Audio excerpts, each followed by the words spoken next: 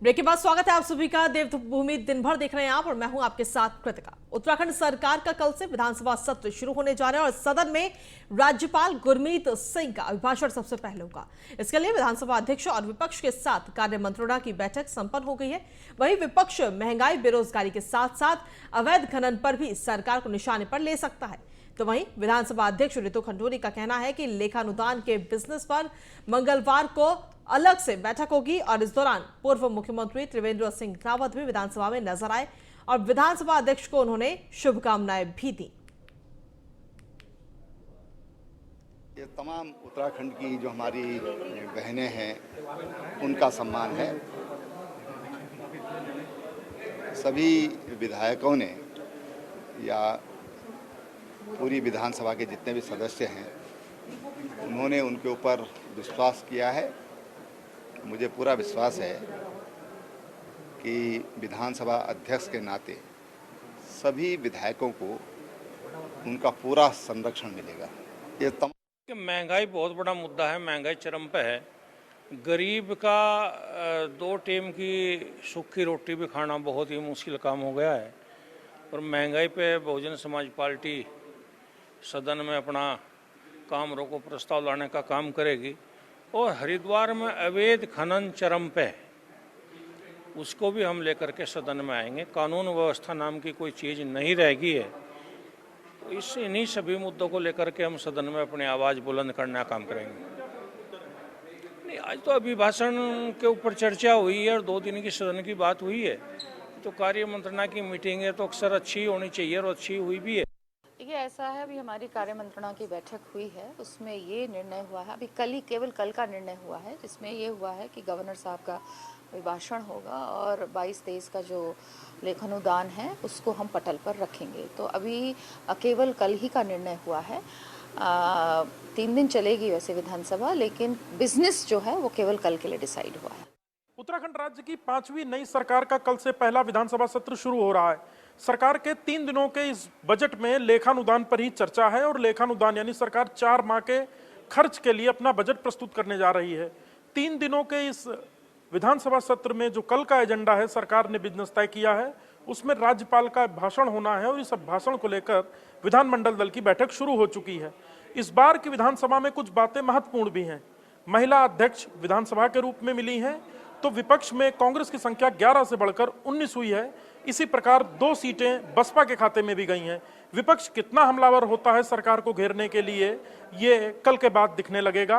हालांकि इस सत्र में एक महत्वपूर्ण बात यह भी है कि सरकार 4 माह के लिए जो करीब 21,000 करोड़ रुपए का अपना लेखानुदान ला रही है, इसके बाद मई अंत तक अथवा जून के पहले सप्ताह में वो अपना मानसून में बजट सत्र भी लेकर आएगी। कैमरा सहयोगी राजन बड़ोला के साथ सुदीप जैन, न्यूज़ 1 इंडिया, देहरादून। कांग्रेस विधानमंडल दल की बैठक खत्म हो चुकी है और बैठक में नेता प्रतिपक्ष के नाम पर अभी तक कोई भी सहमति नहीं बन पाई है। प्रदेश प्रभारी देवेंद्र यादव और यशपाल आर्य इस दौरान बैठक में मौजूद रहे। वहीं आपको बता दें कि प्रीतम सिंह, यशपाल आर्य और हरीश धामी का नाम रेस में सबसे आगे चल रहा है नेता प्रतिपक्ष के रूप में। हालांकि देखना होगा कि कांग्रेस किसके नाम पर आखिरी मोहर लगाती है।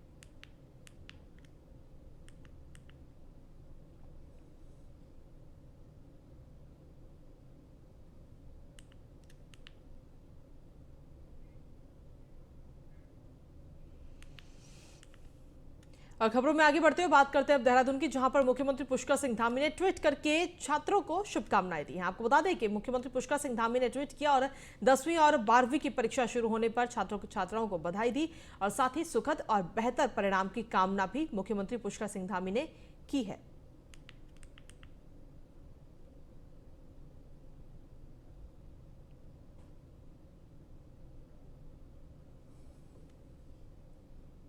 मंत्री सतपाल महाराज ने पत्रकारों से बातचीत करते हुए पर्यटन व लोक निर्माण विभाग में हुए काम और प्रस्तावित योजनाओं के मद्देनजर अपनी पसंद जाहिर की है। दरअसल सतपाल महाराज ने 4 धाम यात्रा और पर्यटकों के लिए अधिक से अधिक सुविधाएं जुटाने पर फोकस किया।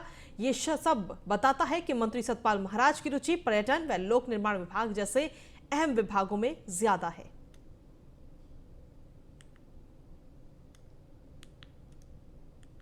कैबिनेट में मैंने माननीय मुख्यमंत्री जी से आग्रह किया कि भाई कम से कम मंत्री अपने सेक्रेटरी की कॉन्फिडेंशियल रिपोर्ट लिखे। ये बहुत ज़रूरी है। आपने देखा होगा सेना में अनुशासन होता है, क्योंकि सेना का जो सीओ होता है वो अपने जूनियर ऑफिसर की सीआर लिखता है।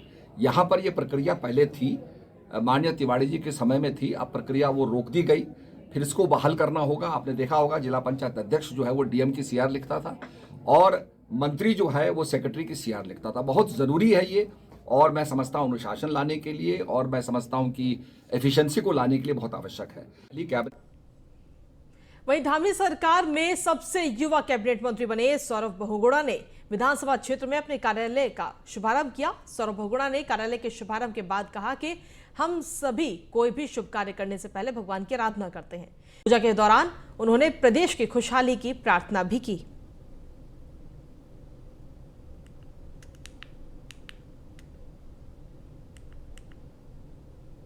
घर में जब भी कोई शुभ काम करने जाते हैं, पहले अपने भगवान को, इष्ट देवों को याद किया जाता है, और उसी परिप्रेक्ष्य में आज हमने पूजा की है यहाँ पर, अपने ऑफिस की करी है, और भगवान से यही प्रार्थना करी है कि सद्बुद्धि दे, काम करने की क्षमता दे, इच्छा शक्ति हमारी अच्छी रहे, और उत्तराखंड की सेवा कर रहे हैं। केंद्रीय नेतृत्व माननीय प्रधानमंत्री जी और हमारे माननीय पुष्कर सिंह धामी जी मुख्यमंत्री हैं, उन्होंने बहुत बड़ी जिम्मेदारी दी है कि 43 साल की उम्र में मुझे कैबिनेट में जगह मिली है, उत्तराखंड की सेवा करने का मौका मिला है। जो मेरे दादाजी ने प्रदेश की सेवा करी थी, मेरे पिताजी ने करी है, आज मुझको वो मौका मिला है। तो पोर्टफोलियो मुझे मैटर नहीं करता, जो भी पोर्टफोलियो माननीय मुख्यमंत्री जी मेरे लिए ठीक समझेंगे वो मुझको देंगे, और मैं पूरी इच्छा शक्ति के साथ, पूरे दृढ़ निश्चय के साथ उस पर काम करूंगा और उत्तराखंड की सेवा करूंगा। घर में वहीं विधानसभा के नवनिर्वाचित अध्यक्ष ऋतु खंडूरी ने उत्तराखंड की 5वीं विधानसभा की शुरुआत के तहत विधानसभा परिसर में यज्ञ करवाया और प्रदेशवासियों के सुख समृद्धि की कामना की। तो वहीं विधानसभा के कर्मियों ने यज्ञ में आहुति डालकर अपने कर्तव्यों का ईमानदारी से निर्वहन करने और राज्य हित में काम करने का संकल्प लिया। इस दौरान विधानसभा अध्यक्ष ने कहा कि वो अपने महत्वपूर्ण पड़ाव का शुभारंभ हमेशा यज्ञ से करती हैं और उस यज्ञ में संकल्प लेकर सभी कामों को पूरा करने का भी प्रयास करती हैं। उन्होंने सभी अधिकारियों से अपने पदों पर रहते हुए ईमानदारी से काम करने की भी अपील की है।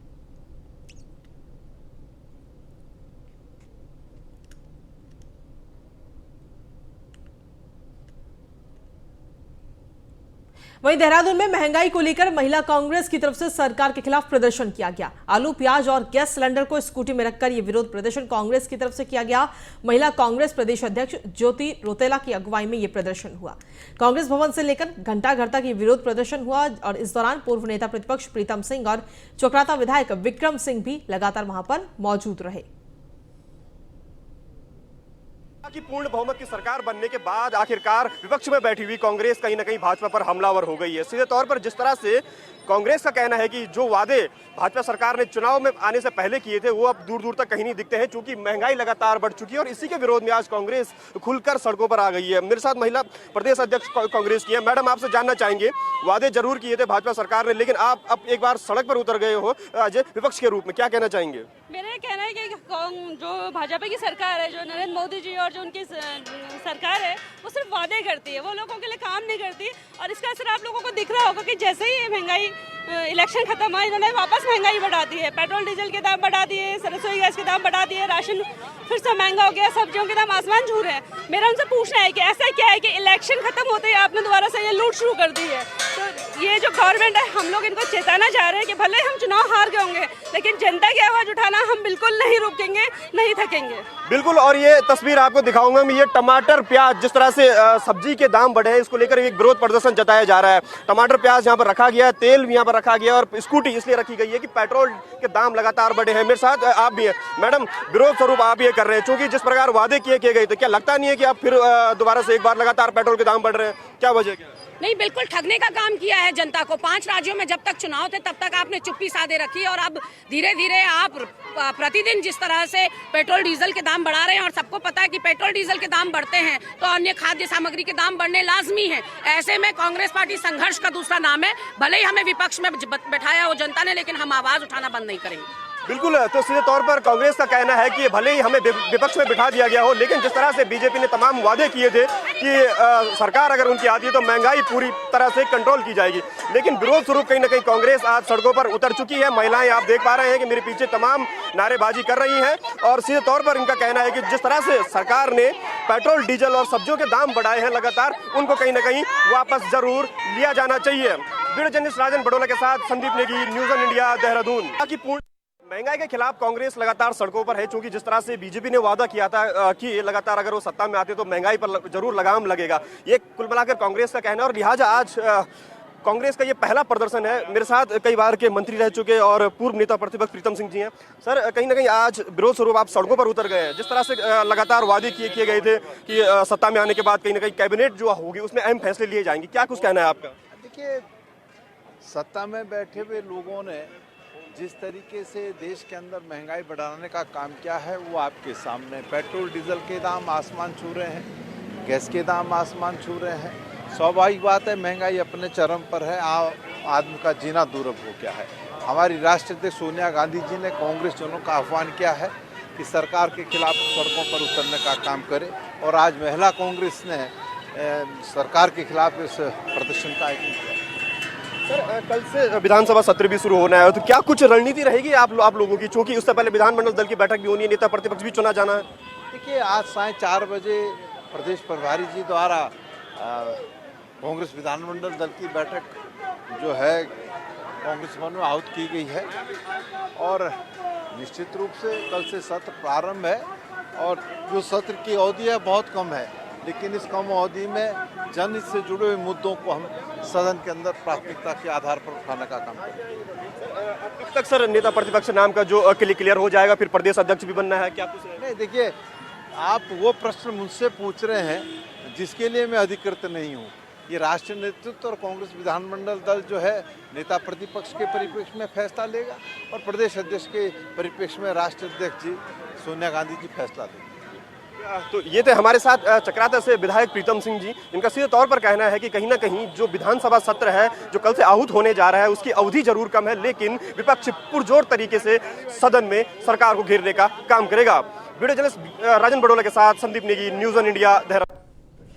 वहीं उत्तराखंड बोर्ड की 10वीं और 12वीं की परीक्षाएं 28 मार्च से शुरू हो चुकी हैं। परीक्षा के लिए प्रदेश भर में बनाए गए 1333 परीक्षा केंद्रों में 2,42,000 से ज्यादा छात्र परीक्षा देंगे। तो वहीं परीक्षा को शांतिपूर्ण तरीके से संपन्न कराने और चीटिंग को रोकने के लिए जनपद, मंडल एवं राज्य स्तर पर सचल दल गठित किए गए हैं। बता दें कि लगातार 2 साल से कोरोना काल के चलते ऑनलाइन पढ़ाई के बाद अब छात्र ऑफलाइन मोड पर परीक्षा दे रहे हैं।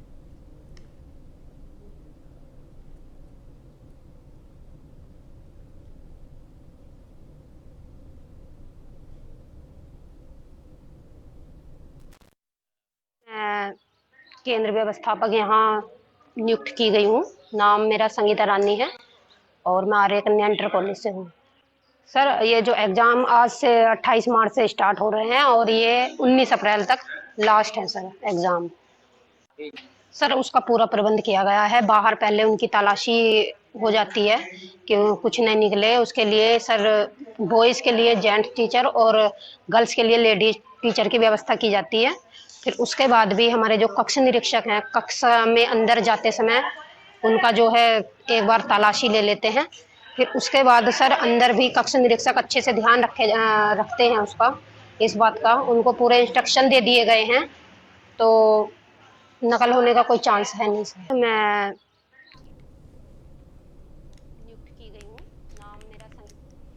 वहीं उत्तराखंड संयुक्त और ट्रेड यूनियन संघर्ष समिति की तरफ से वेतन को लेकर 2 दिवसीय देशव्यापी हड़ताल की जा रही है, जहां कई मजदूर पिक्चर पैलेस चौक पर इकट्ठा होकर केंद्र और राज्य की बीजेपी सरकार के खिलाफ नारेबाजी कर रहे हैं।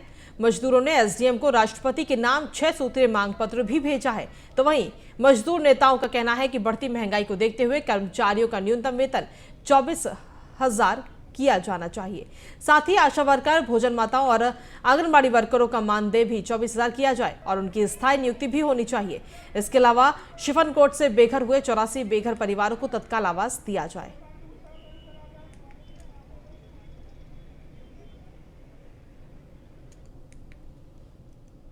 समस्त भारत की जितनी भी ट्रेड यूनियन है संयुक्त रूप से सर जो है जो सर्वहारा वर्ग है, मजदूर गरीब जो है उसके सवाल पे जो है पूरे देश के अंदर आज महंगाई का सवाल हो, बेरोजगारी का सवाल हो, आपका जो भारत सरकार जो है सारे विभाग का जो निजीकरण करी उसका सवाल हो, जो आम तबके का जो शोषण हो रहा है उन तमाम चीज़ों को लेके जो है आज जो है हम भी मसूरी में सभी ट्रेड यूनियन मिलकर जो है इसका विरोध कर रहे हैं। भारत सरकार जो है एक प्रकार काले श्रम कानून वापस ले, मजदूरों का न्यूनतम वेतन दे, जो भी श्रमिक वर्ग है उनको नियमित करें। आप देख रहे होंगे केंद्र सरकार की श्रम विरोधी नीति, संयुक्त ट्रेड यूनियन जो है, राष्ट्रीय ट्रेड यूनियन जो हड़ताल पर है। ये सरकार केंद्र में बैठी हुई मोदी सरकार, ये किसान और मजदूर विरोधी सरकार है। आपने लॉकडाउन के दौरान देखा होगा कि जो जितना प्रभावित उत्तराखंड का या पूरे देश का मजदूर हुआ है, इतना कोई नहीं हुआ है।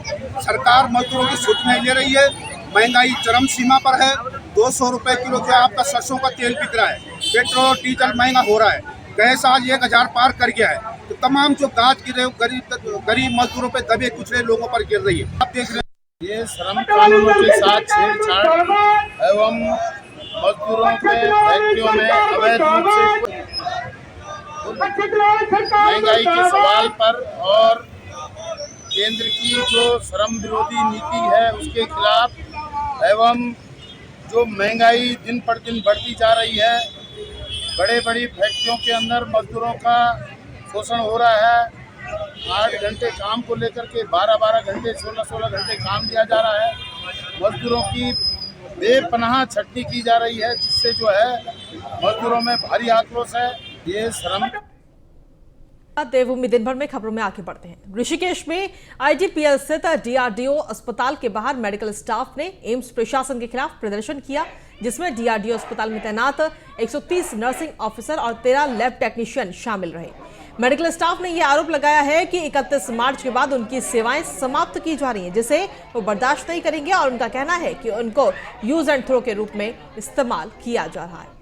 पहले भी उन्हें एक बार नौकरी से निकाला गया था, लेकिन कोरोना संक्रमित मरीजों की संख्या बढ़ी तो फिर से उन्हें नौकरी पर बुला लिया गया। लेकिन अब उन्हें 31 मार्च के बाद फिर से नौकरी से निकालने की तैयारी हो चुकी है। उनका यह भी आरोप है कि अस्पताल में पानी और बिजली के कनेक्शन भी मेडिकल स्टाफ को परेशान करने की नीयत से काट दिए गए हैं। यहाँ पे आया था 10 हो गए, 6 महीने के लिए एम्स में रखा इन्होंने, बाद फिर डाल दिया गया 1 दिन पहले, बाद दोबारा इन्होंने, फिर उसके बाद में अभी हम यहाँ, फिर अभी कोई टर्मिनेट लेटर नहीं है, फिर भी हमें 30 बता दिया गया है और काट दी गई है 25 से लाइट की, अभी कोई लाइट का प्रबंध नहीं है, अभी पानी का वो नहीं। हमारे जो नर्सिंग है उसमें फीमेल स्टाफ ज़्यादा है। गए थे कल यहाँ से हम 6-7 लोग गए थे, एसडीएम ऑफिस गए थे, वहाँ एसडीएम सर हमें मिले नहीं। उसके बाद हमें जो है उनसे तहसीलदार मैम से मिलवाया गया। वहाँ पे जाके हमने हमारी बात रखी तो हमने कहा कि मैम हमारी कोई बात नहीं सुन रहा है, प्रशासन को हमने ज्ञापन दे दिया है और अब हमारी सुनने वाला कोई नहीं है। तो इसीलिए हमने मैम को बोला कि मैम हम इस तरीके से आपको ज्ञापन देना चाह रहे हैं कि हम वहाँ पे कोई हमारा प्रदर्शन कर सकें या इस तरीके से कर सकें। तो उन्होंने मैम ने हमें क्लियर मना कर दिया कि नहीं, इस तरीके से तुम्हारे ऊपर धारा ये हो जाएगा। काफ़ी पिछले 10 महीने से हम यहाँ लगातार अपनी सेवा दे रहे हैं। सभी नर्सिंग स्टाफ और जो भी कर्मचारी पैरामेडिकल स्टाफ सारे क्या करें, हमारी सेवाएं लगातार चल रही हैं। और उस दौरान क्या है कि हमें 2021 के दौरान जब लहर दूसरी चल रही थी, उस दौरान हम रिक्रूट किया गया था। एम्स प्रशासन ने हमें क्या किया, रिक्रूट किया था। सभी लोग हम यहाँ पर कार्य अपना कर रहे हैं। बीच में क्या हुआ कि उन लोगों ने हमें बीच में बिना किसी प्रायर नोटिस के हमें टर्मिनेट कर दिया गया था, और वो भी हमें जो नोटिस मिला था वो व्हाट्सएप पे 1 दिन पहले मिला था। हमने बिना पूछे या फिर हमने 1-2 ने बात भी की तो हमारी बात दबा दी गई, तो हम चुपचाप रह गए। वहीं चमोली आजादी के अमृत महोत्सव के तहत कृषि विभाग द्वारा कृषि प्रौद्योगिकी प्रबंधन अभिकरण के अंतर्गत जनपद स्तरीय किसान मेला, गोष्ठी एवं प्रदर्शनी का आयोजन सेमलजाला पीपलकोटी में किया गया। जिलाधिकारी हिमांशु खुराना ने दीप प्रज्वलित कर कार्यक्रम का शुभारंभ किया। जिलाधिकारी ने यह भी कहा कि जो भी हमारे उत्कृष्ट कृषक हैं जिन्होंने किसी भी तरह के नवाचार किए हैं, उन्हें उदाहरण के रूप में आगे लाना है। बहुत ऐसे कृषक हैं जो कुछ बेहतर करना चाहते हैं, किसी कारणवश उनको तकनीकी स्किल व उपकरण नहीं मिल पाते हैं। हमें उन तक पहुंचकर उन्हें खेती की नई तकनीकी व प्रशिक्षण देना है।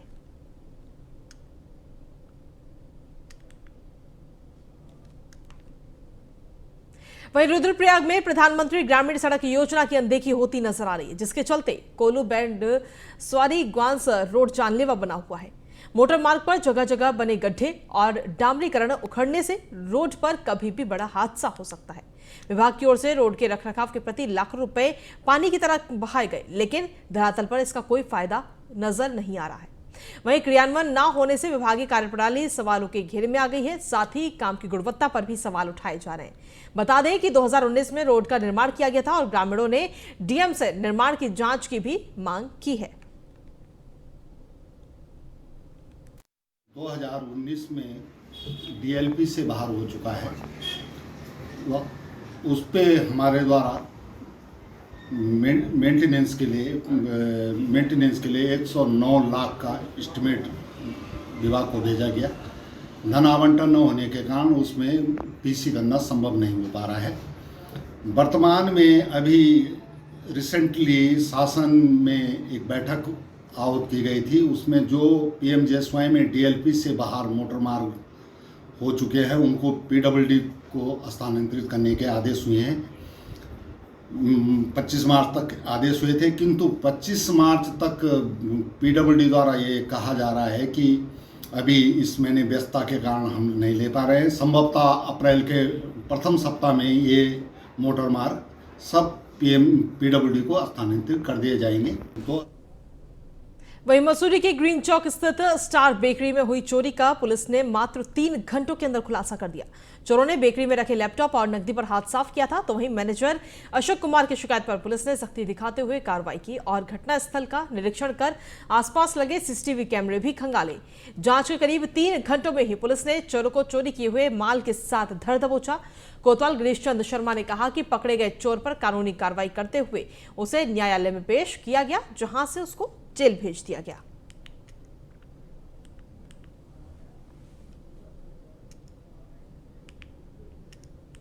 आपने शादी समारोह में हर्ष फायरिंग करते हुए शायद बारातियों को देखा ही होगा, लेकिन रुड़की के डंडेरा में खुद दूल्हे राजा हाथ में बंदूक लेकर फायरिंग करते नजर आए।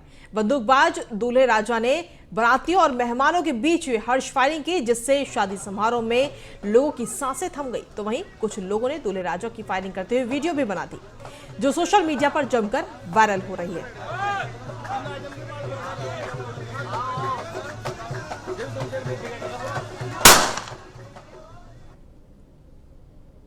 वहीं ऋषिकेश के आईडीपीएल कॉलेज से हाई स्कूल और इंटर के छात्रों का भविष्य दांव पर लगाने का एक मामला सामने आया, जहां छात्रों ने प्रिंसिपल पर एडमिट कार्ड नहीं देने का आरोप लगाते हुए धरना प्रदर्शन किया।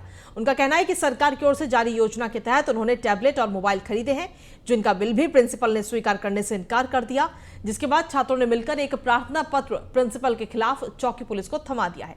तो वहीं प्रधानाचार्य का कहना है कि छात्रों ने टैबलेट खरीदने के लिए मिली रकम को खर्च कर दिया है और अब टैबलेट नहीं खरीदने के लिए अलग अलग बहाने बनाकर गुमराह कर रहे हैं और किसी भी छात्र छात्राओं का प्रवेश पत्र नहीं रोका गया है।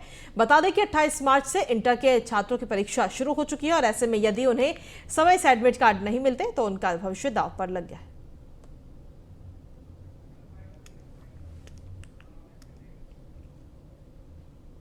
और इसी के साथ फिलहाल देवभूमि की तमाम खबरों में मेरे साथ इतना ही। नमस्कार।